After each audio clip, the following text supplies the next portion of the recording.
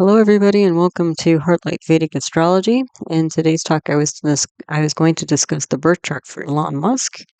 This talk is from a Vedic astrology or Jyotish perspective, which is ancient Indian astrology, more than 5,000 years old. Okay, so let's take a look here.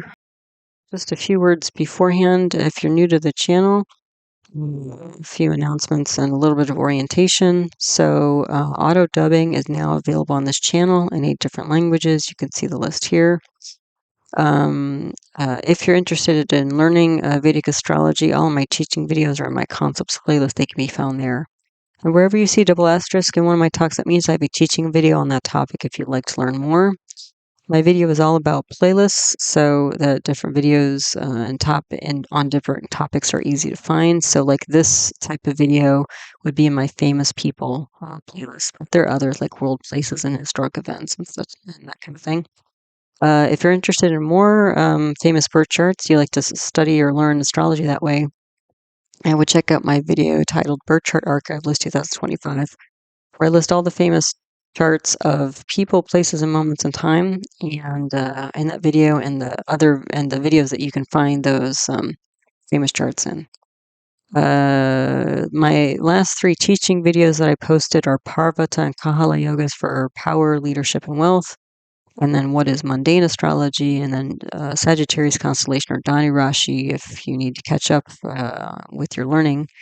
And if you're new to all this and would like to learn more, the videos that I'm listing at the bottom of the slide here are what I consider foundational videos. So they would get you a really solid foundation to study Vedic astrology or to get more out of talks like this because it's mostly an interpretation talk. Okay, so let's move on to Elon Musk. All right, so you might be familiar with this gentleman. He is currently considered to be the wealthiest man in the world. He is an entrepreneur, serial entrepreneur, and was recently pretty prominent in the news, mostly because of his relationship with U.S. President Donald Trump. So, yeah, I thought he'd be an interesting person's chart to look at. And as you can see from this chart, his birthday isn't too far off. He was born June 28th, 1971. And by some accounts, well, the accounts might be a little bit fuzzy, but based on a biography of him, his birth time is 7:30 a.m. Now, I put a question mark next to that because that's not verified. Okay, and this was, again, sometimes with charts, and we'll see as we go through this chart, even if you're a minute off, it can really change some of the information, 1, 2, 3 minutes. So, 7:30, is that a rough estimate by somebody? Again, I don't know. I'm using that information here, and again, I'll be putting question marks in between for any, information that may be questionable, or at least not verified. The thing though is that even if this isn't the exact birth time for him, if 7:30 isn't the exact birth time for him, when we set this chart with 7:30 a.m. as the birth time, we see that sun is right at the top in the middle there. And so even if this isn't his actual birth chart, it would still give us a sun chart for him, or a Surya Lagna, as we would say in Sanskrit. Okay, so either way, we can get information. If this is his true birth chart, we would be able to get more information, more details. If it's a sun chart, we can still get plenty. Okay, as a first sort of pass at, who this gentleman is. Okay, so he was born in Pretoria, South Africa. Okay. So just to orient you a little bit, again, if you're new to Vedic astrology, this is a North Indian style chart. And to find the rising sign, first house, ascendant, or lagna, those are all different names for the same thing. That type diamond in the middle is the rising sign, ascendant, first house, or lagna. Okay. And that little 3 in the bottom corner, that 3 refers to the 3rd zodiac sign of Gemini. So this is a Gemini rising chart, either his true birth chart, if 7:30 is the correct time, or at least his sun chart is a Gemini rising chart, or Mithuna Lagna. Okay, that sounds good. Yeah.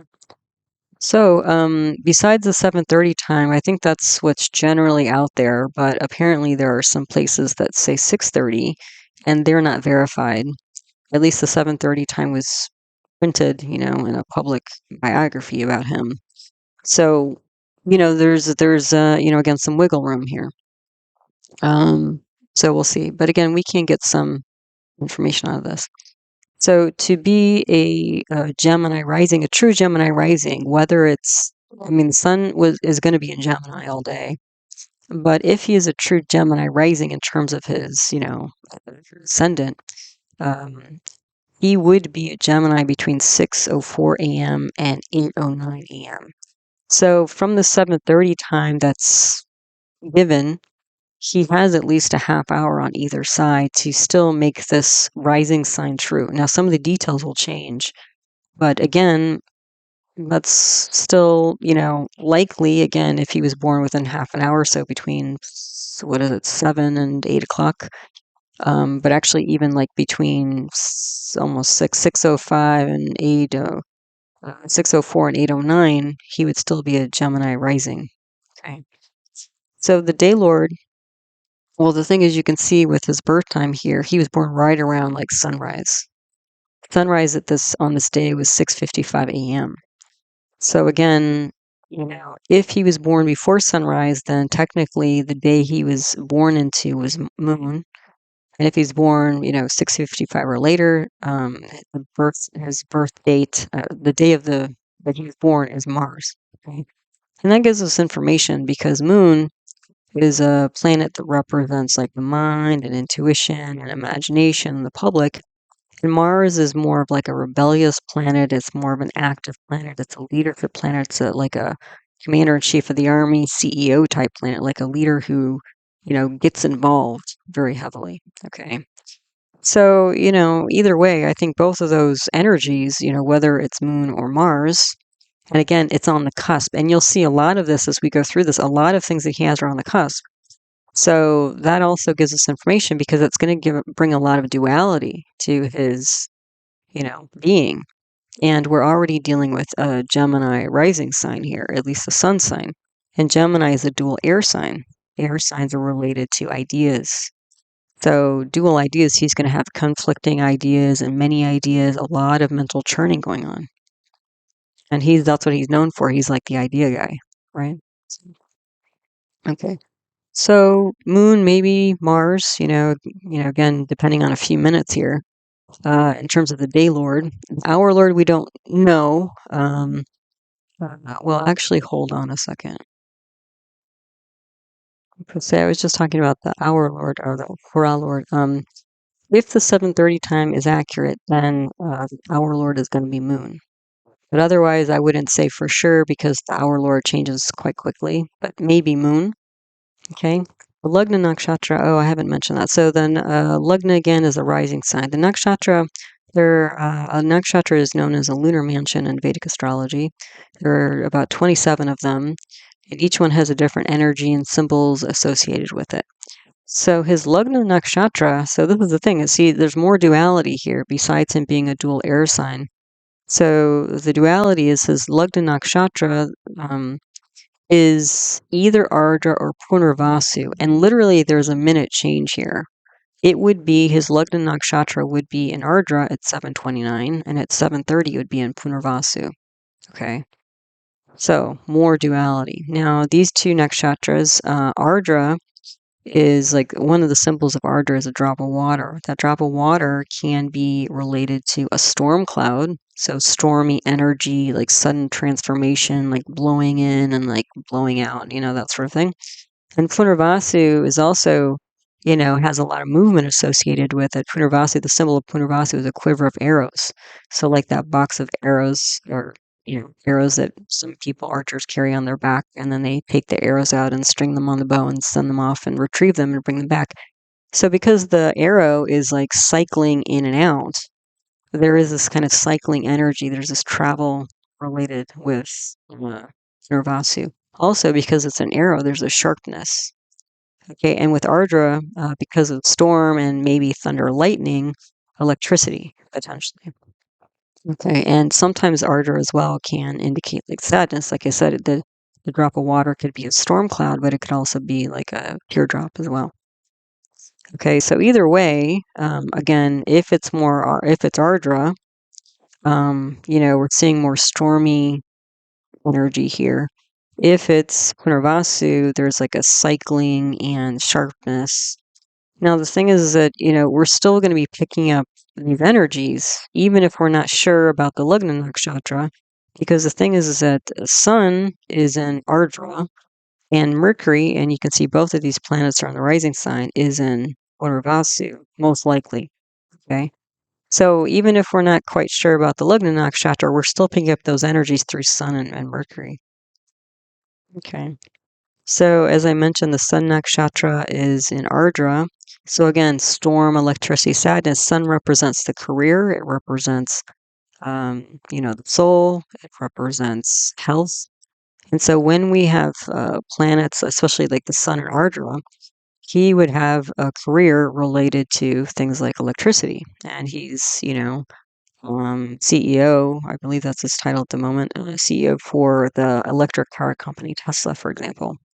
And he's involved with a lot of, electric type, businesses. Like, um, what's one of them? I forget the forerunner of it, but basically PayPal, which is an online payment system. That's all about electronic money going back and forth. So again, Ardra there. What else? Oh, also like X, that social media platform X, which used to be Twitter. I mean, again, digital communication, electricity. So you can see there's like a lot of Ardra-ness in him, even if the nakshatra we don't know or not. Okay. But also that could indicate like sadness as well. And based on his like, childhood history and family history, that may be true. So the moon nakshatra, the moon is in Purva Phalguni. Purva Phalguni is related to a hammock. So there's a lot of like relaxation and enjoyment and finer things of life and that sort of thing. The moon is in Purva Phalguni all day after 4:36 a.m. So as long as his true birth time is after 4:36 a.m. or later, this is true for him. So his mind is about enjoyment and relaxing, and also the moon is in the third house, which is a kamasthana, or a house of enjoyment. So, he's somebody that likes to have fun, and that's also reiterated because he has a strong Mercury. Mercury is in its own house. Mercury rules Gemini, and you can see Mercury is in Gemini there. And people who have a strong Mercury, well, there are two things. One, they tend to be interested in independent business, which obviously he is. And also, they tend to be, sort of like jokesters, like they like to joke around, which if you've seen him, he jokes sometimes probably in a way that's offensive to people. But, he doesn't mind putting on like different, costumes and all this sort of thing and saying kind of, strange, unusual things to kind of get a reaction out of people. Um, that's his way. So we're seeing that. So we're seeing both sides of that, a strong Mercury there. Okay, but the moon, and Mercury also represents the logical analytical mind, which obviously to do what he does as an engineer, engineering these things, he has to have strong, a logical analytical mind. So, yeah, but he's got both, the enjoyments and the kind of, lightning quick. Like for another famous birth chart that's really famous for ardra placements is Einstein. And both of them, like Elon Musk, we'll talk about it more, but he had two degrees in his undergrad. One was in physics and the other was in econ. And, or again, ardra, Einstein is known for physics, right? So, um, yeah, so, and then the birth dasha. So the dasha period in Vedic astrology is a planetary period. So what that means is during different phases of your life, different times of your life, you run different planets. And so what happens is when you run those planets, they become kind of more prominent or influential during that time. So he was born if he was born after, again, from 4:36 in the morning until whenever later in the day, he would have been born into Venus as a birth child. Venus is a planet related to things like finer things of life, luxury goods, vehicles. Again, he's the electric vehicle guy. Also, relationships, romance, diplomacy, and that sort of thing. So social grace. Okay. So he was born into Venus, most likely. And Venus for him is in the 12th house of losses and expenditures, which, sometimes may be problematic for him because Venus is also the lord of the 5th house. And the 5th house is related to counseling, advice, and children. And he is known to have, quite a few children, at least 14, I think, that are public or known about. But he may have more, people have said. I don't know, because he's been involved. These children have come from quite a few different relationships. So, yeah, there might be some losses related to those types of issues. Also, the 5th house is related to like a stage. So again, some of the things that he's doing, like his lately, he's been people closer to him, like friends and family, have been trying to, I think, intervene a little bit because they feel like his public um, speech, and public kind of activities are getting out of hand and not helping him. Maybe like a bit out of line or self-sabotaging in ways. So there may be losses there. But the thing about Venus is that in the 12th house for him is that the 12th house is ruled by Taurus, which is ruled by Venus. So that means Venus is in its own sign. So that means that there's some protection here from losses of Venus. And especially, maybe not relationships so much, because we'll see as we go through the chart that there's probably a lot of challenge regarding relationships. But especially like Venus also represents vehicles. And the 12th house, besides expenditures and losses, represents like global trade. So this is where you're seeing like, international trade related to vehicles. Okay, and that I think refers not only to his electric vehicles with Tesla, but he's also I don't know his position. He has so many position titles. I can't keep track, but I think he's also involved with the company SpaceX, which is about consumer space travel. Okay, and that again would be this Venus, very strong Venus in the 12th house. Also, since he grew up in Venus, most likely, his childhood was spent,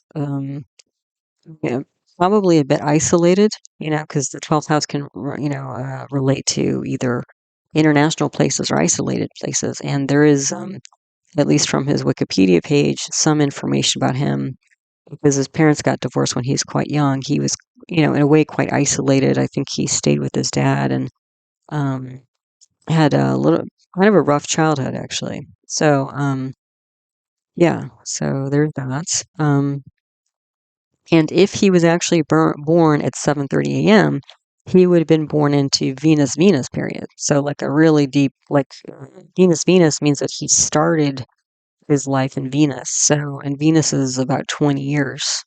So basically all of his youth was spent during this Venus time, where again, he traveled and he was born in South Africa, but then moved to Canada, and then he went to school, did his undergraduate in the United States, and that sort of thing. So, he was already traveling and bouncing around the world. But again, based on this, he was probably quite isolated as well.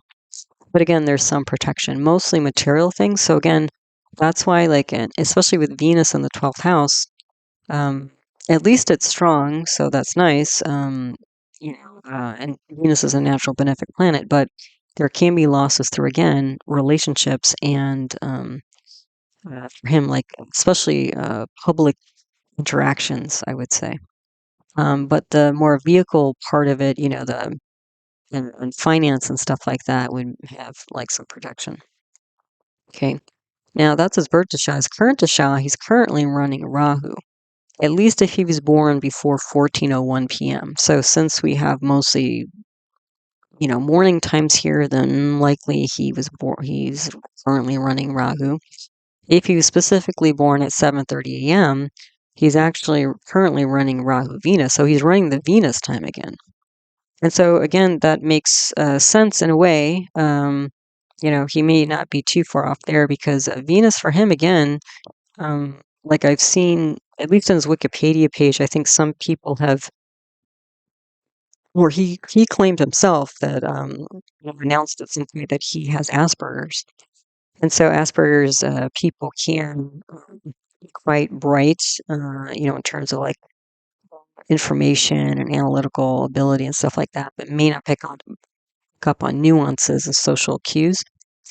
Um, I'm not so sure that's true for him, what I'm seeing here. Uh, Most people with Asperger's would not have a Venus in their own sign. That's a very strong Venus. Um, what I have seen with people who like have Asperger's or on the spectrum or have like some kind of social, social issues, um, they usually have a Venus combust. Combust being that Venus is so close to the sun that you can't see it. But here, Venus is not combust. So again, it might be that his childhood was isolating and he might be a bit awkward. But I don't know. I guess I'm not seeing that here. I think for him, I think what might be, based on his chart, what may be a more, I don't know, fine-tuned diagnosis, if we were going to do that, would be like ADHD and, again, a bit of impulsiveness here. Well, actually, quite a bit of impulsiveness here. Okay, so yeah, so if it is close to this Rahu Venus time, then he's reactivating this Venus, and again, Venus is going to create losses. So again, he in the last year and a half or so, like last year, he was very active in helping Donald financially. He was the biggest donor for the U.S. Presidential election last year, and financially helped Donald Trump win the seat. And then he became a special advisor. They created a new position for him as special advisor in January, very quickly after Donald Trump. And we'll look at the transits during some of these time periods, but recent time periods. But in January, he was brought into the special advisor position for the president. But then very quickly, things went south, and so by May 28th, that romance lasted for a few months, but by May 28th, he announced that he was leaving the position. And there was a lot of backlash about him in various ways. The financial implications, because the president was initially, trying to push for more contracts for his businesses, and then they had a falling out, and online we're going back and forth with each other, sort of, throwing darts at each other. And then the president was going to like sell his own Tesla vehicle and then cancel contracts. So basically, he was in the good side of the president and then not so good side of the president. And then he exited that position. But he also, like, his stock price of his company, like Tesla, went down. People in the country, not just the president, people in the country started selling their Teslas because they didn't want to be associated with him. And the way that he was intervening in the government is some sort of, I think, radical cowboy freewheeling advisor who is making drastic, staff cuts all across the board that were really severe and sort of chaotic. So anyway, and then he also was getting in trouble for things he was saying and doing, like I guess at some point he was in public and made some gesture that a lot of people, I don't know if it's true or not, if it was actually in fact, but a lot of people interpret that as like a Nazi salute, which was very, insulting and um, anxiety provoking for a lot of people. Because especially over the last 2 years as well, he's been involved with a lot more like extreme right wing conversations and dialogue and that sort of thing. So yeah, again, losses through public, um, interactions. We've been seeing a lot of that the last few years. So that's a little bit of background. So let's go to the lugna here. Again, we don't know if it's a Surya lugna or Udaya lugna. Udaya lugna is like a, you know, house rising chart, essentially. But again, looks like if he's born close to 7:30, with about a half an hour, then it should be fine. again, a Gemini or Mithuna. Mithuna is Gemini in Sanskrit, a dual air sign. So a lot of thoughts here.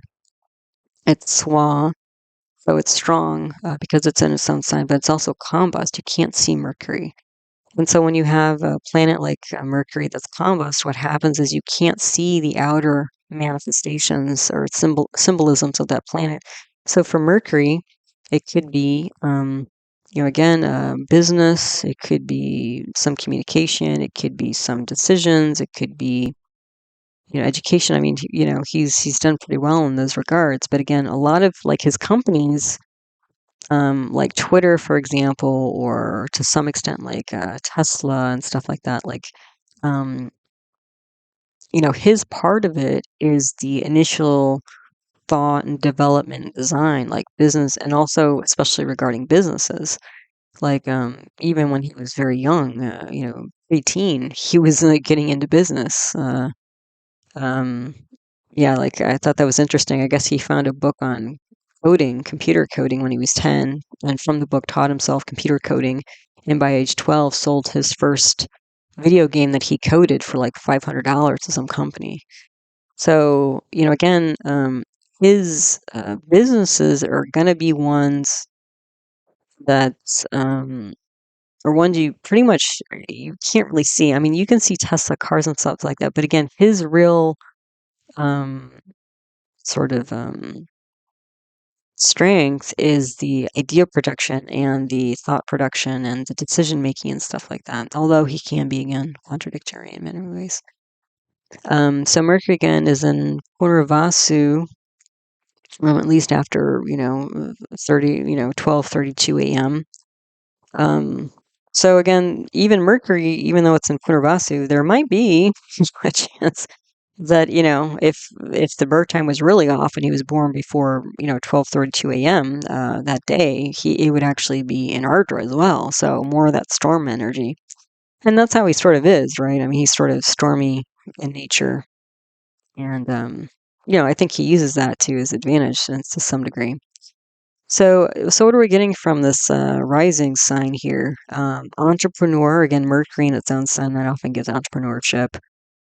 Career involving transformation of electricity. Again, SpaceX, Twitter, PayPal, Tesla, all these things. A sharp, insightful mind, that's very true. Especially the analytical mind. Yeah. Stormy, kind of a stormy guy. Leadership, because the sun is there. And again, the sun you can see, Mercury you can't. So some of this mental cycling you probably can't see as much as what's actually going on in his head. Also traveling with the Punarvasu. So, and he's got, again, several businesses about traveling. Like he's got Tesla, he's got SpaceX. So Tesla's the electric car stuff. SpaceX is a consumer space travel, and then he's also got a boring company or something. And boring, literally, like a company that's supposed to like dig tunnels so that these really fast moving vehicles can travel underneath cities, so you don't have to like completely change the city. So even that is travel related. Um, and then what else? Constantly generating ideas, because especially when you have Mercury in its own sign in Gemini, it's a lot of ideas that are churning, right? That kind of cycling energy, mental cycling going on here. But again, contradictory in nature, I would say, because it's a dual air sign. So, and then also digital communication. So he's involved in a lot of that stuff and digital accounting, like PayPal and stuff like that. And the Lugnatia, that's the ruling planet for the whole chart, is going to be Mercury because we have a Gemini rising here. And Mercury is bhavams, meaning that the first lord of Mercury has gone to the first house and it's in its own house. And so that means that there's going to be like a kind of a constant repetition of self and psychology and stuff like so. Again, even more turning of self, more development of self, more development and churning activity of the mind. So and it said in the Wikipedia page that I don't know if he has said himself or there's been some information given that he's on different prescription medications and recreational medications to try to manage all this mental energy. And if you watch my Gemini video, you know, I talked about how, especially what I see, I've never seen this on a list anywhere, but this is what I see with Gemini risings is they often have a lot of anxiety because there's so much mental activity, they don't know how to slow it down or turn it off. And they also are prone to drug use because that seems to be the only way that they can kind of modify all this mental activity. Now, again, it could be either way, like prescription, medically advised drugs, or it could be, recreational drugs, either way. So, and then we also see indications in the second house, which I'll talk about, of that possibility. But Mercury, the ruling planet, has gone to the first house, and the first house is a dharmasthana. So dharmasthana is about duty. So on some level, what drives him is this notion of duty. And so maybe he feels like, and that's what we're seeing here, is that we have Sun there in the Lagna, and Sun is, a leadership planet. There are two leadership planets. We typically think of it that way. It's Sun and Mars. Sun is more the president or king, and Mars is more the CEO or commander-in-chief of the army. So with the Sun there, we've got leadership energy as like head, main, directive person, and then Mercury there. So leader of entrepreneurship, leader of independent businesses. But it may be that he has some sense of duty related to this. So yeah. And then also with that Mercury, that's bhavat bhavam, there may be also some focus on or transformation of self, like constantly turning over, possibly. Yeah. So then we have a bunch of yogas. So yogas are planetary combinations. So when you get these sorts of yogas, they create what are like, I say, are like meta effects or super effects for the chart. So these go beyond just looking at each individual planet, each individual house, and analyzing those. And they can give, they can be positive or negative, but they can give kind of different things to people. So let's take a look. He's got a bunch of different yogas here. So let's take a look. The most obvious one is right at the top, that Mercury in its own sign in Kendra. The Kendras are the four houses in the middle. That's a Bhadra yoga or Pancha Mahapurush yoga. That's a yoga that gives both power as well as intelligence, which we know he has. And that Sun and Mercury in the same sign, especially related to the first, second, or fifth house, is budhaditya yoga. That also gives intelligence, but mostly like more of a math science computation type intelligence, which he has. He also has a parvata yoga. So that's the dispositor or the landlord of Mercury, because Mercury is the lugnation, that's the ruling planet. So the landlord of Mercury is itself. So Mercury in its own house will give a parvata yoga, and parvata yoga indicates leadership, wealth, as well as somebody involved in public work. And especially with him, trying to develop new highways essentially for vehicles, even if they're underground, that would qualify for that. He also has what's called a Vashi yoga. It's a solar yoga because he has Venus and Saturn on the 12th house from the sun. And the Venus being there is more of a positive side of it. Saturn is more the negative side of it. So between the two, they give him renown and, wealth. But especially the Saturn, the natural malefic there, will potentially give him harshness, harsh speech, dishonesty, and maybe association with wicked people. Now, some of this terminology sounds pretty, hardcore. And these are not my words. These are words that come from ancient texts. Okay. So, because I'm not somebody who generally uses the word wicked or anything like that, but I'm just, but may associate with people who are not high-minded. Let's put it that way. Okay. He also has, you can see he has malefic planets on either side of this rising sign here, the Lugna. So he has K2, which is natural malefic, the south node of the moon in the second house, and he has Saturn in the 12th house. So with those two malefics flanking the Lugna, that gives a papakarta yoga. That means that there's formidable obstacles that he has to deal with throughout his life. And it sounds like, he's been through quite a lot, despite his, ability to get things done. So, he also has what looks like, if not, it's definitely a Kesari yoga. If not a Kesari, maybe a gajakesari yoga. And this is Jupiter and position of Jupiter relative to Moon and Kendras, and then with benefics on them.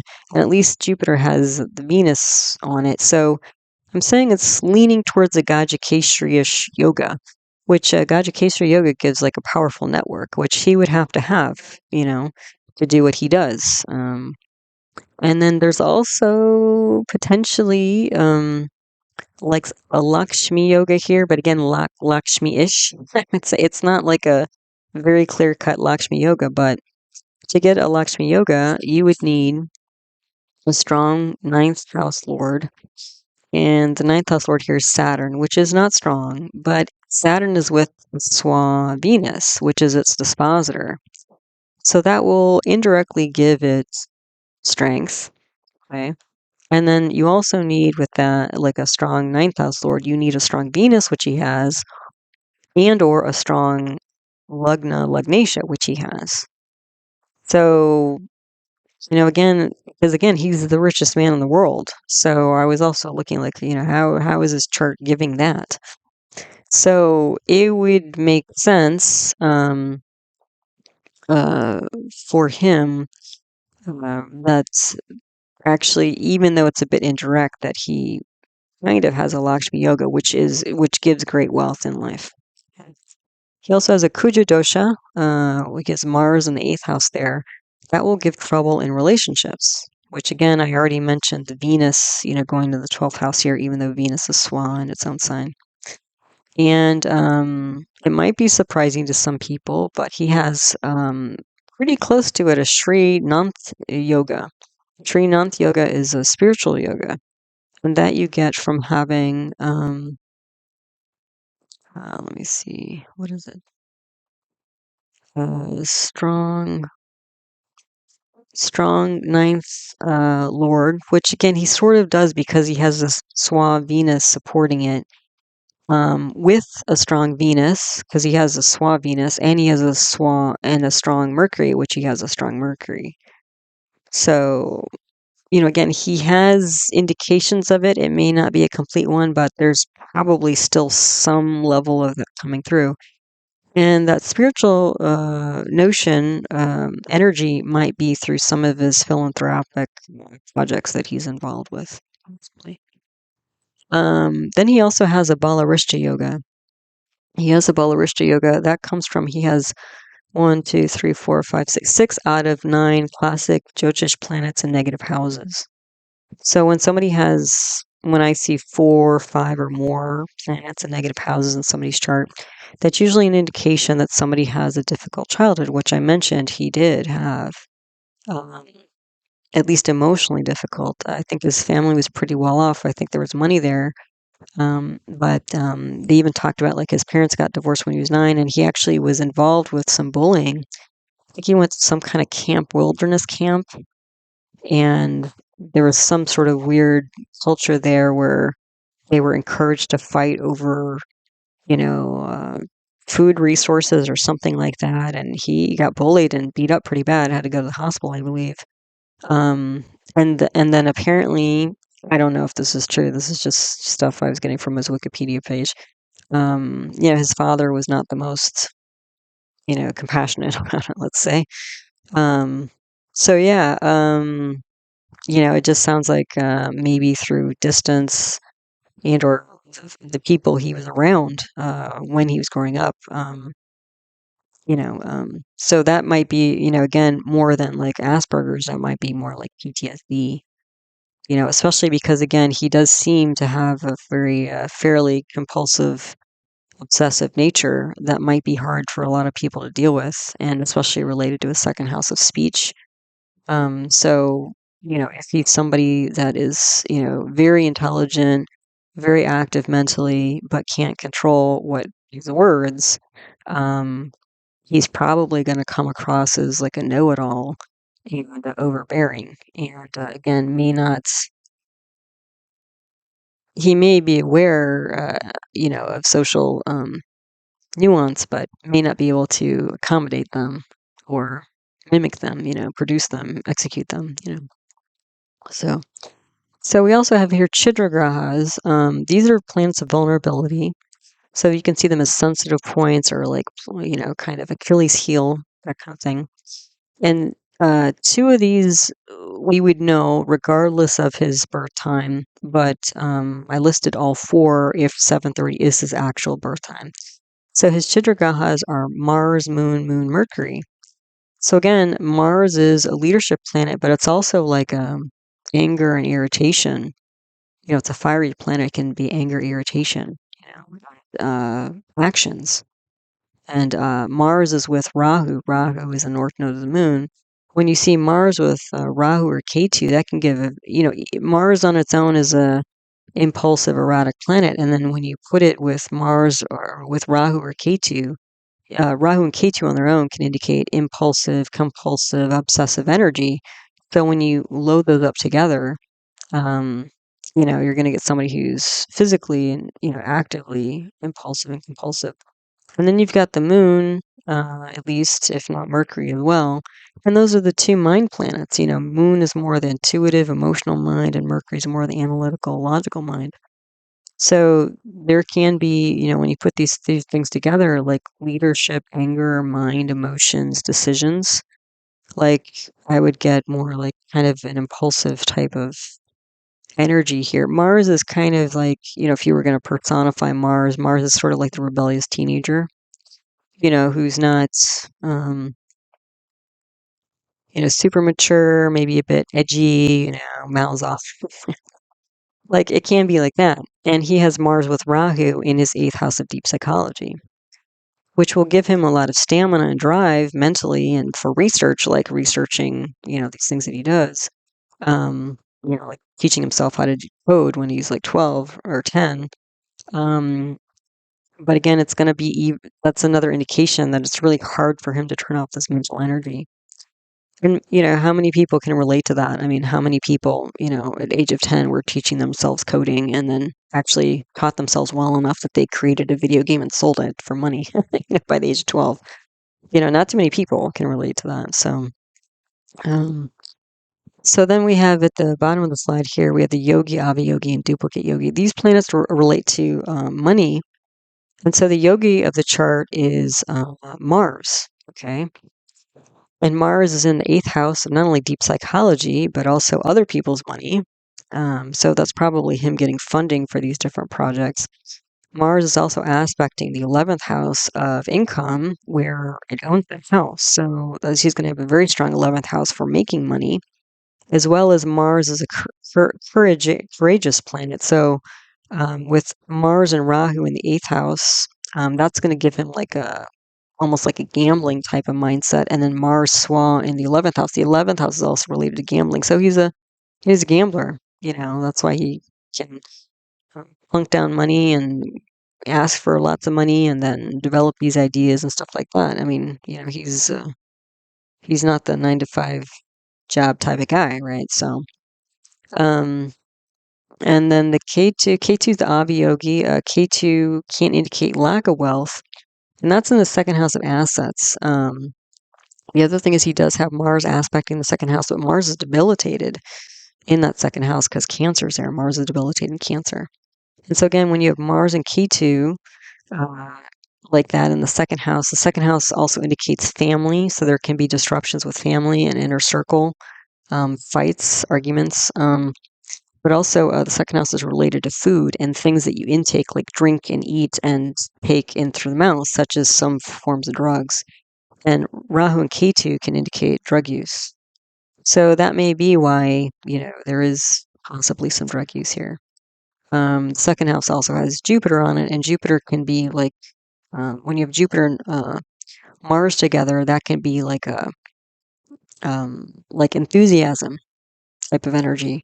And so the 2nd house is also his oral communication. So this is somebody who probably can't control the words coming out of his mouth.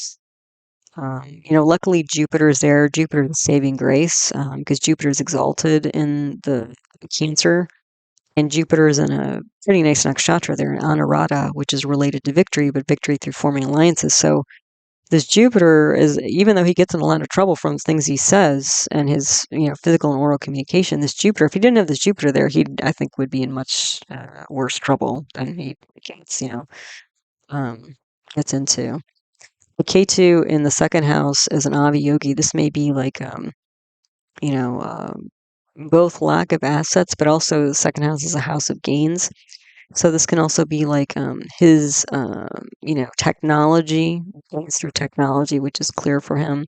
Technology through unusual speech. So, because especially K2 is in a nakshatra called a Shlesha, which is symbolized by a snake. And snakes have this sort of mesmerizing energy, you never quite know, especially when they have like the what is it, the cobras with the hooded head, and then they can, waver back and forth, and you're sort of like watching them, see what they're going to do, if they're going to hiss or bite or what they're going to do. And so K2 is there. So K2 will also bring foreignness, like foreign languages, which he does speak. But also, again, this like kind of shocking, sudden, unusual energy to the second house of speech, family, inner circle. And also, again, intake, through the mouth, food and drink and, other things, substances. So there can be, I would say, like a loss of these things going on in the, related to the second house, and family and stuff like that. So the duplicate yogi is Saturn, and duplicate yogis can indicate wealth as well. Saturn is in the 12th house, though. And Saturn is the lord of the, let me see. For him, the 8th house of deep psychology, other people's money, and debts, potentially, bankruptcy. And Saturn is also the lord of the 9th house of institutions and government. So, there is some money to be had, potentially, but also I think it's a mixed bag when it comes to Saturn there.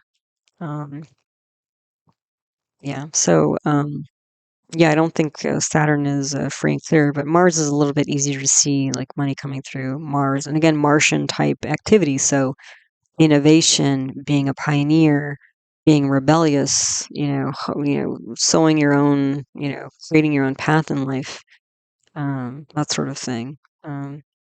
So again, when you put these, yogi, aviyogi, duplicate yogi plans together, you get innovation, disruption, and global, because Saturn is in the 12th house of international trade. And K2 and Saturn together can be disruption as well. Mars and Saturn together can be like manufacturing.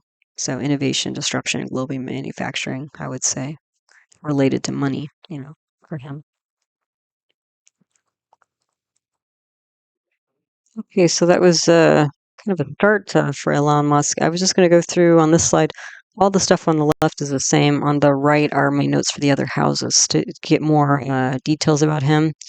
And then after this, I was going to go through some recent transits to see why he's experiencing some of the things he's experiencing. And then after that, look at, at least a glance at sub-zodiacs or amshas, subdivisional charts, which may or may not be correct for him because we're, a little fuzzy on the birth time. So, but anyway, yeah, so let's go through house by house. The second house, the Lord is a dark moon, and K2's there in a Shlesha. So again, strange, unusual speech, and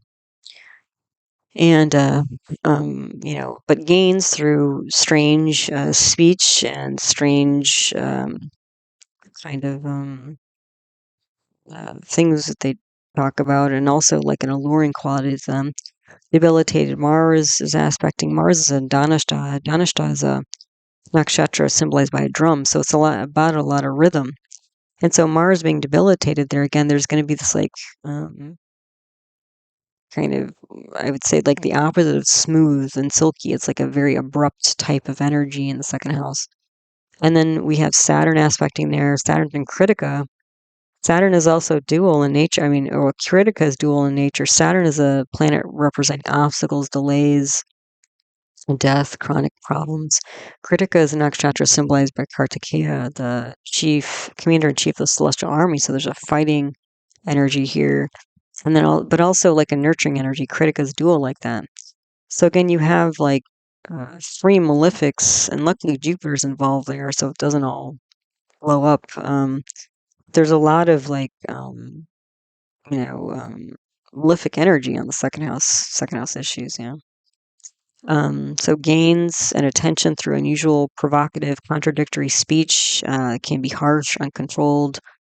Food, foreign languages, engineering and technology, because of Saturn, Mars, K2 is like K2's technology, Saturn and Mars is engineering. So gains through that kind of stuff. Also law, like patents. I'm guessing he's got a lot of patents. I didn't read about that, but I would guess he does. Um, law, disruption, family, inner circle, victory through manufacturing alliance network. That's the kind of energy we're getting through the second house. Third house, third lord is sun. We have a bhavat moon. So moon is lord of the second house. It's gone to the third. That means there's going to be like one communication after another. This is probably somebody who's like constantly talking and writing. That's what I'm seeing here. Moon is in Purva Phalguni. So again, enjoyment, relaxation, aspected by Mars. So again, the Leo, which is the third house here, is a fixed fire sign, a lot of activity, and then Mars is aspecting, which will give courage. But again, there's just this like sort of like impulsive, nonstop energy going on here. Multiple, what did I write? Multiple, courageous, strong communications, both words and actions. Probably likes music as well because he's got this Dhanistha. Mars aspecting the third house. I was wondering if he plays drums or he's into percussive music or hard rock or something. I don't know if he is, but I'm guessing he would be. Um, and siblings, I would see at least two siblings here. And he does have a brother and a sister, a full brother and sister, and then I think several half siblings. So let's see that there. So again, that's just verifying, that this is probably most likely the right rising sign for him. Let's see. Then the fourth house lord is Mercury. It's aspected by Rahu, and Rahu is in Shravana. Shravana is about like storytelling, but it also has an indication about like erudition, like study and stuff like that. So Mercury, especially since Mercury is Swa, I guessed that he studied business, and then Rahu again is like technology or like that sort of thing. So yeah, and then uh, his fourth house is Virgo, ruled by Virgo, which is a dual Earth sign. So I said, oh, he probably has like a couple degrees, and he did. He actually majored in both economics and physics. So yeah, there you go. So then the fifth house here, again, it's a Swa Venus. That's the lord of that house. It's in Mrigashirsha. So Mrigashirsha is a nakshatra symbolized by a deer's head. There's a lot of seeking, searching energy, like a deer walking through the dark forest. But you get a lot of research related to Mrigashirsha and also sales. So, and Venus again represents vehicles. So this could be like, looking for or selling vehicles, which again, he's got several companies related to that. But also, again, like the Mrigashirsha can be seeking, and like Venus is, romance and love and partnerships and stuff like that. So, again, since he started off in Venus, he might have really been looking for some real connection, like, and maybe didn't find it. And so that kind of set him back, maybe emotionally, and maybe. And then when you've got this like second house that's, very erratic and abrupt and stuff like that, like maybe that was the thing. That was the only way he got attention was through saying strange and doing strange things, just attention seeking, which again, I've mentioned in other talks when I see, um, what is it? Strong placements of Ashleisha in people's charts, like especially in the Lugna. You can get people who are like models and actors and things like that because it's like there's kind of attention seeking or mesmerizing quality to them. Especially because K2, he has K2 in Ashleisha. This would give like kind of more of the kind of, hissing, biting, snake-like energy to speech. But the other thing is K2 being a hidden quality and or kind of like it could be like acting, you could say. And then exaltation there. This could be like kind of like how would I say it? Like this provocative speech might be done on purpose to get a reaction, essentially. Like he has no problem putting on whatever his little costume or his sunglasses or whatever his, and getting attention that way, both probably personally and professionally.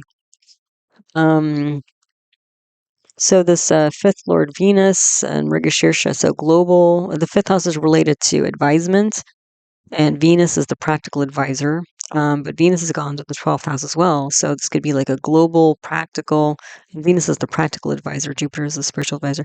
So this can be a global practical business advisor regarding innovative vehicle research and sales. The other thing is there can be, again, losses through children. The sixth house lord is Mars.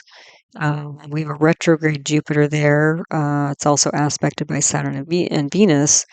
And again, this Jupiter in Anuradha in the sixth house, again, I think is a saving grace for him because the sixth house is also enemies, and he's got Jupiter in Anuradha, which is building alliances, victory in building alliances, through building alliances. And then he also has Venus, a strong Venus aspecting there. So he has the two great benefics in his sixth house. So he is able to overcome, quite a few enemies that I am sure gathers, through his life, being a successful person, highly successful person, and publicly successful person. But yeah, so overcoming long-term deep enemies and difficulties. But you can see that the sixth house lord has gone to the eighth house, so there can be problems long term. So maybe in the short term, he can kind of smooth things over and get people on his side, but in the long term, there may be more problems, it looks like. Then let's see, also vehicle patents and manufacturing coming from the sixth house. Seventh house lord is Jupiter. It's aspected by Sun and Mercury. So again, Jupiter, the lord of the seventh house, has gone to the sixth house. So there can be trouble, but also victory, overcoming losses with personal and professional partners, because the seventh house is personal and professional partners, and also independent business. This is where I think he comes in as like an independent consultant, But again, we're getting the storming energy from Sun and sharp revolving arrow energy from Mercury. So there might be this sort of cycle with partners of kind of being on the good side and then being on the bad side and going back and forth. It's kind of like what it seems like happened with the president. Yeah. Then the eighth house lord is Saturn, and we have Rahu and Mars there. And Rahu brings ambitious energy and unexpected energy. So this can be like, again, this ambitious, obsessive research, but also like an alternative thinking mind, I would say. Then the ninth house lord is Saturn. It does aspect its own sign. This will give strength to the ninth house, which can be government work, as he stepped into that, but also government contracts, which he has done, but also like an institution he's created, like a global institution, which he's created several at this point. And then the ninth house is also aspected by the moon. So the moon is public. So like public, like IPO type enterprises, essentially, is the ninth house. Then the 10th house here, the 10th house lord is Jupiter. It aspects its own sign, so very strong 10th house, which is 9 to 5 activity. That was a little bit surprising because he's not really a 9 to 5 type of person, I don't think.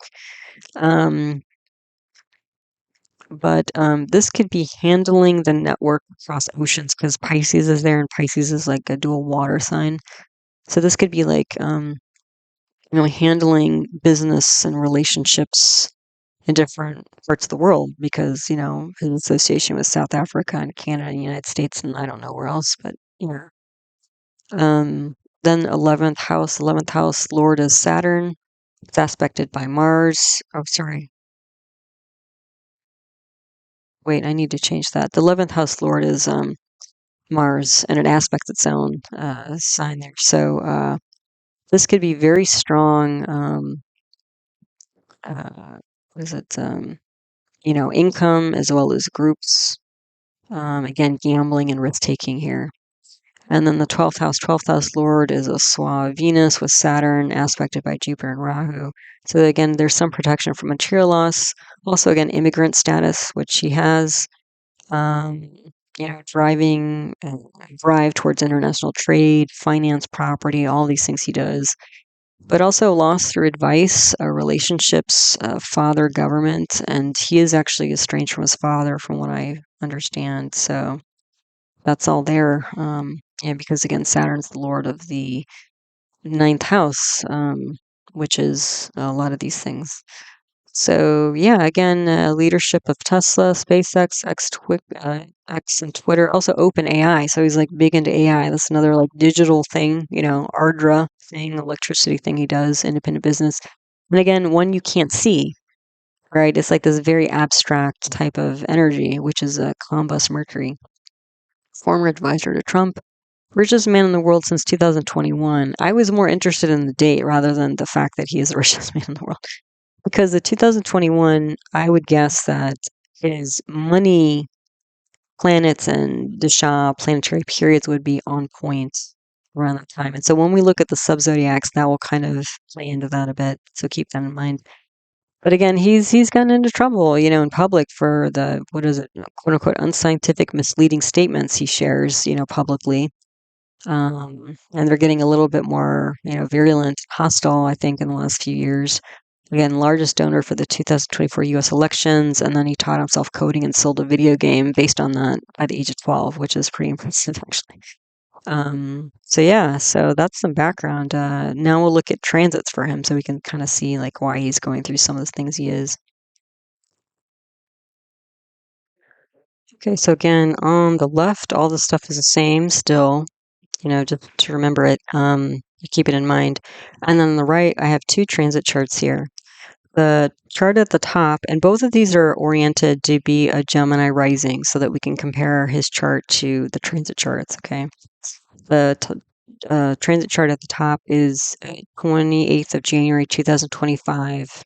Happens to be 2 o'clock Eastern Standard Time. The time isn't so important. But this is basically, I chose this date because it's a week after Donald Trump was inaugurated as the president for the next 4 years. And about this time, very quickly after he took that position, they created that new special advisor position for Elon Musk. Okay. And at the time of January 28th, if the 7:30 Earth time is correct, he would have been running Rahu, Venus, Rahu. Okay. And so that's what I've circled, to see, like, again, these are the planets going to be more influential at the time. And also the Rahu Venus period started December 12th, 2024. So about a month before President Trump got in office, like he was already running these planets. But then this is kind of where it went. So you can see Rahu and Venus are in the 10th house of 9 to 5 work. So that's kind of interesting because it's almost like the special advisor position he took for the president was, I'm sure it wasn't 9 to 5, but probably more 9 to 5 than him being an entrepreneur for all these major, global corporations, But the other thing is about this date specifically is that there's a parivartana exchange of houses between Venus and Jupiter, because Venus is in the house of Jupiter, being in Pisces in the 10th house, and Jupiter is in Taurus in the 12th house, and Taurus is ruled by Venus. So what that does is it creates a parivartana exchange of houses. So you can swap them in your mind, but that also means that the 12th house of loss is going to be strong and protected like his natal chart. And the 10th house, of 9 to 5 work is also going to be strong and protected, at least to some degree. Now Saturn, you see, Saturn is aspecting 3 houses away and debilitated in the 11th house.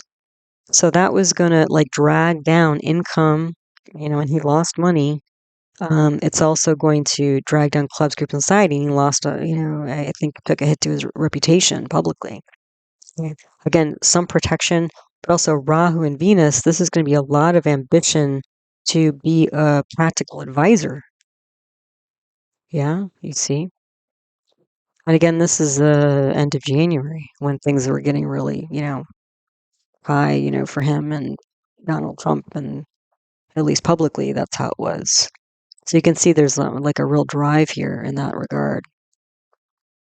Okay. Then the second chart here, this chart is from May 28th, so 5 months later, and this is the day that he announced he was leaving the special advisor position. Okay, this happens to be 6:37 a.m. Eastern Standard Time. That's not as important as, again, this is a Gemini rising to, again, make sure all these charts, so we're comparing apples to apples and oranges to oranges. So, yeah, you can see now at this time, the dasha period for the second chart, he was running Rahu, Venus, Jupiter. So now we have Jupiter, a little bit of Jupiterian energy. And that dasha period started just a few days before on 24th of May, 2025.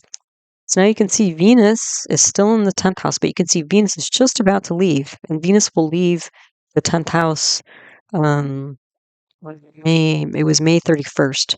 And once Venus goes to the 11th house, it's going to be aspecting the 5th house of advisement and counseling.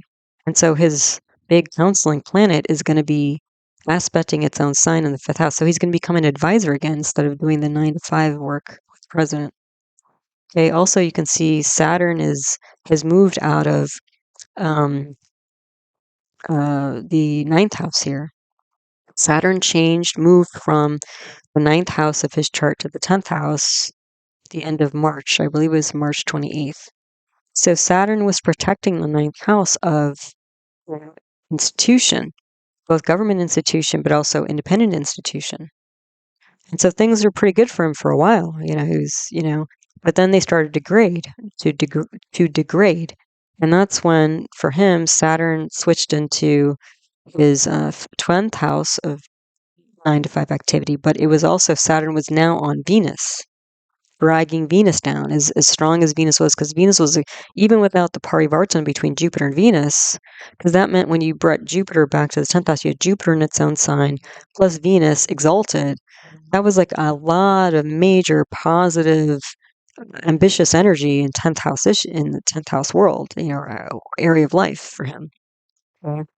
But then you can see Saturn moved into, the 10th house and was dragging down his Venus from the end of March. The other thing is Jupiter, at least in this May 28th chart, you can see Jupiter has moved into Gemini. So when Jupiter moved into Gemini, which was, if I remember correctly, May 14th, mid-May, when Jupiter moved out of Taurus, you lost that parivartana. So you lost the protection on the 12th house of losses. And also, like, Saturn is aspecting not only Venus, but the sign of Venus of Taurus now in its current position. And Saturn is also in the 12th house, or in the sign of Pisces, which is ruled by Jupiter. And it's also aspecting the Sagittarius, which is also ruled by Jupiter. So Saturn is aspecting the two Jupiterian houses, one Venusian house, and Venus. And just before, from the end of March, when Saturn went into his 10th house, it was aspecting Jupiter as well. And Jupiter for him is really important because, again, it's the ruling planet for his 7th house of independent business. So you can see how, like, there was this big push for what's for him the closest thing he does to 9 to 5 work. And then it all just slowly over the last few months, like, fell apart because all the protections were lost, and then Saturn shifted and all this kind of thing. Yeah, and now you can see he's still running Rahu. So Rahu was in the 10th house of 9 to 5 work, and now it's in the 9th house of institutions. So this is where he's going to be, again, picking up, more of the independent work, advisements, counseling, practical advisor type stuff, independent counseling, consultant, and running his own businesses and all this. The other thing is that Jupiter, now being in Gemini, is aspecting the 7th house of Sagittarius, which it owns. So now Jupiter is going to come in here and start to build back up his independent business activities. So you see how that switch happened. A lot of energy in 10th house and, protection in the 12th house of losses. And then it just, over the last few months, from January to May, degraded. and then his focus shift because his planet shifted. See how that worked? So yeah. And now let's look at some sub-zodiacs. Okay, so again, just to remind you, we don't actually know if these charts are correct because the way that you derive these sub-zodiac amsha charts, subdivisional charts, is you take the main natal chart and you slice and dice it into smaller pieces. And so they're, finely tuned charts. And you can see at the top of each chart, you have a time frame, like the first chart at the upper left. It says Navamsha D9, 7:29. That's a time, 7:29 a.m. and 53 seconds. And then 7:43 a.m. and 20 seconds. So this is what, a 14-minute spread here. So for 14 minutes, and again, 7:30 being in there, and just barely, look, you have 7 seconds before this is no longer a 7:30 chart, okay? And again, 7:30 what? And was that just like a approximate time thrown out in his biography by somebody? I mean, we don't know, right? But 7:30, like we're literally slicing this, if it's 7 seconds off, then this chart is no good. Okay. But let's just, for the sake of kicks, and also we can kind of reverse engineer just to see if like this makes sense at all. Okay, so anyway, he's got here, and then, so just remember these charts may not be correct because we don't have an exact birth time, and even if we did, they're so finely tuned. And again, the higher the number we go, the more finely tuned they are. So like the highest one is going to be the D11, which is in the upper right side. And the spread there, time spread there is 7:22 to 7:33. So that's 11 minutes. So if you're off by 11 minutes, this chart is no longer true. But the placements, most of the planet placements will be. So you can't get a tiny bit of information, but not a whole lot. The other thing to note is that these charts are mostly used to, to understand timing of things. So what happens is, like, I have at the top here listed the current dasha period, which again is Rahu for him, and then maybe Venus Jupiter if the 7:30 a.m. birth time is accurate. Okay. And so those are the planets that I've circled in these amsha charts here. Okay. So we're basically going to be looking for those and seeing, like, are they positively placed? And if they are, that should give better results. And, are they well conditioned, meaning are they strong? And are they more, associated with benefics or malefics? So these sorts of things tell you, like, are good things going to happen, or positive things going to happen, a lot of things going to happen, or the other way around. Okay. So I only chose 4 here because these are 4 relevant to, I think, more of his public career, especially because we are not really sure about the birth time here and how, pinpoint accurate it is. But so I have here the Navamsha D9 starting at the top left, which is for partnerships of all kinds, personal and professional, because we're dealing with a lot of, relationships here. And then the Dashamsha D10 for career and reputation below it. And then the upper right, we have the Iyer D11, the Ekadamsha D11, which for income and groups. Again, all these things are important for his success, global success. And then D11, and then the Chatratamsha D4 for assets. Okay. Now for him, this D4 is going to be really important because assets include not just physical assets, but also like huge investment portfolios, which he has. I mean, like billions of dollars worth. Yeah.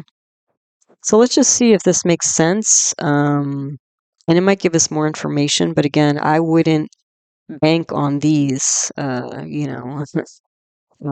let's just see if there's anything interesting that comes from this. It might also be that, if these were all completely off, then it would give an indication that probably the birth time is not accurate. So it's like it can be used with a little bit of reverse engineering for the main chart. But, let's see what we see. So the first one, Navamsha D9. So this is partnerships, okay? And I've circled his main Mahadasha planetary period is Rahu, and that's in a positive house. And then he's got Jupiter and Venus, look at this, in the 5th house of counseling. And these are the 2 counseling planets. And that's what he's running right now. So, yeah, he's, again, I think, pushing for, being a consultant here. And again, these are all positively placed. Jupiter and Venus together, though, they're both natural benefics, but in the amshas, when we analyze amshas, Jupiter and Venus are actually soul enemies. So there can be problems, like fighting going on with consulting, which is going on for him, at least with the president, special advisor position for the president. Also in this chart, we have a parivartana exchange of houses between Mercury and Mars. So again, we're going to bring in a lot of, idea energy, business energy, and Mars leadership, innovative energy to this whole D9 partnership chart. Okay. And then the thing is, like, again, all of these, Mars and Saturn are not well placed. Saturn again is in the 12th house of losses, like it is in the natal chart. So he's currently running Rahu. After Rahu comes Jupiter. And after Jupiter comes Saturn, okay? And he will not run Saturn until the age of 75. But, it looks like if this chart is correct, he will be running, Saturn will be in his 12th house of losses in his main chart and this chart. And so that may be when he starts to let go or lose a lot of this global, kind of relationship networking stuff. There can be losses through all of that. If there's any correctness to this. And if we look at the Dashamsha D10 below it, Dashamsha again is for Korean reputation. Rahu is well placed in the 5th house. Jupiter is in the 9th house of institutions and government. But Venus here, and again, he was running Rahu Venus probably, during that January period when he got on board with White House. Venus is debilitated, and you have 2 malefics on it, Saturn and Mars. So even though Venus is in a positive house, there's a lot of challenge here. And so again, this Venus is like relationships, social grace, and again, career and reputation. Like, I think he really took a hit over the last few months, during this, probably Rahu Venus time for him. And we're seeing it here in the D10. And now it looks like he's, exited that position, and now he's trying to probably clean things up for himself. The other thing to know is that after he runs Rahu Venus, he's going to run Rahu Sun, and you can see Sun is also debilitated here. And Sun is in the 11th house of clubs, group, society, and income. Venus is debilitated in the 10th house of 9 to 5 activity and 9 to 5 work.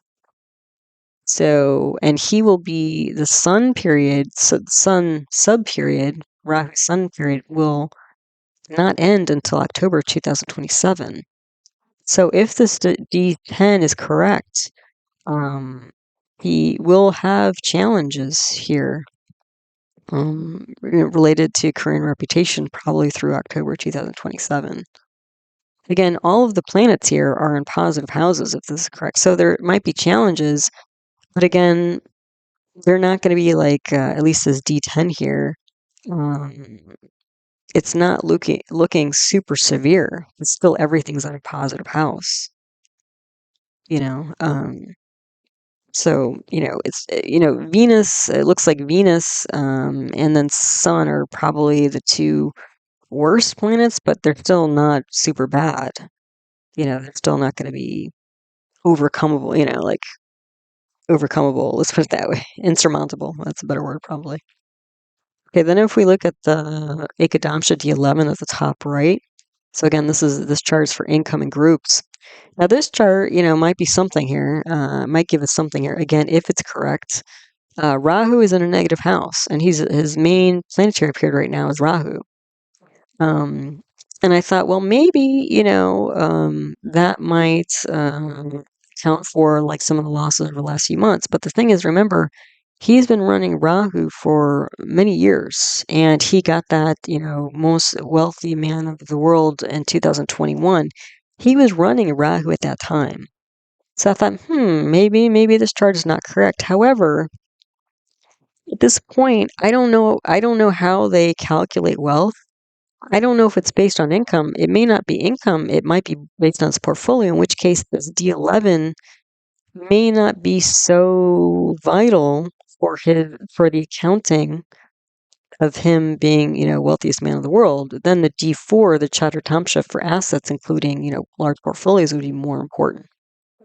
So I was like, first I was like, oh, maybe, but then I was like, no, even it either doesn't make sense. This chart either doesn't make sense because Rahu should be positively placed, or the other thing is this D11 is not the, main source of his status and power and wealth and all that.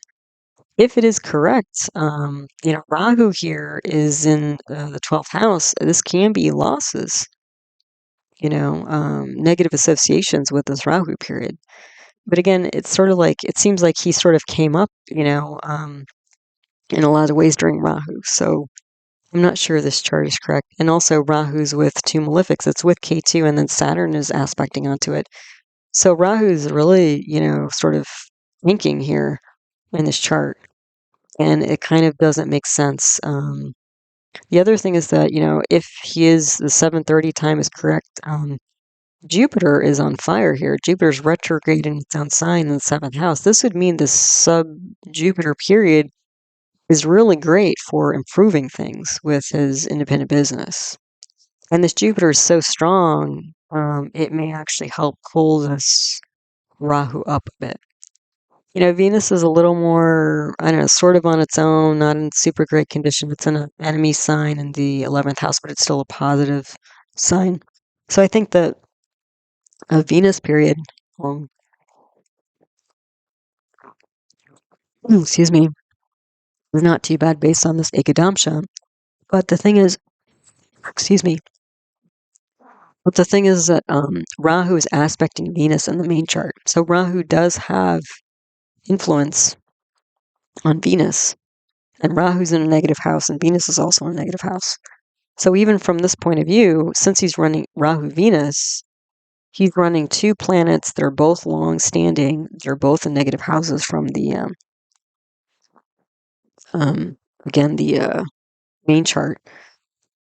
Protection would be Venus, Swa in the 12th house from too much material loss, at least. But again, relationships, reputation, social grace, maybe out the window for him. And that seems like, again, the last few years it's been like that. It looks like it might continue for a while. Then the last chart here, the bottom right, the Chaturtamsha D4. So again, this is going to be assets, including major portfolios, which is, incredibly true for him.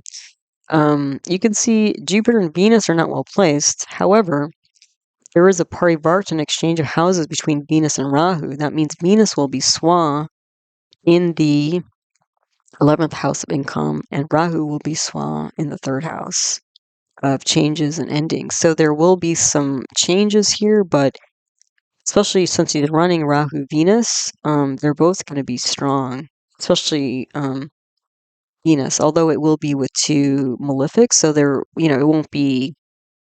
And Venus and Rahu are also soul enemies. So again, there's still going to be some contentious energy here, but the D4, again, we don't know if these are true, but if they were, D4 is, at this point during the Rahu-Venus time frame, much stronger because, again, Rahu and Venus are both Swa. And again, that would make sense for him, achieving that wealthiest man of the world in 2021 when his main Mahadasha was Rahu. Jupiter, again, not great for maybe the asset category here because it's in the 12th house of losses, and I don't know if anything is saving it. I don't think so. No, but he makes up for it because Jupiter's so strong in the D11, so he might have both going on now. He's got the great assets, and now because he's running a sub period, entra of Jupiter, now he's probably picking up new projects or focusing on what he already has, that sort of thing. Okay, so again, not real sure if these are true, but there might be some truth here. It might not be too far off. I mean, they do